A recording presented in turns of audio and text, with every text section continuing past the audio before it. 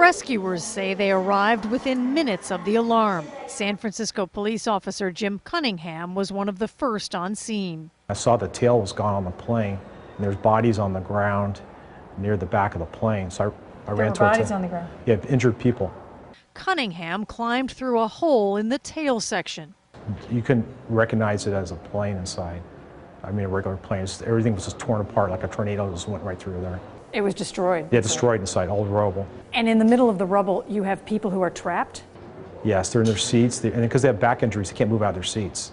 Passenger Eugene Raw was in seat 3K in the front of the plane. As soon as the plane stopped, there was the moment of silence. No one saying anything, no one screamed, no one cried for just a few seconds before people cry again. And I looked around, everyone was seated.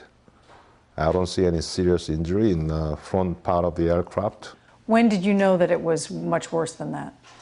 When I got out of the plane, people were saying, run, run, run, and you know, we just ran. But Cunningham stayed to help free 5 trapped passengers from the approaching fire. Unlike the firefighters, he did not have a breathing apparatus. I just couldn't let those people be in there by themselves. And they're moaning. They weren't screaming, but they were moaning inside the plane. And then they just had a helpless look on their face. And I wasn't going to leave them inside there. And I saw black smoke starting to fill up the cabin. And then we're getting the last person out, and this black fumes, it was like a ocean wave coming towards us. But we knew we had to get those people out of there. So just try to hold our breaths between coughs.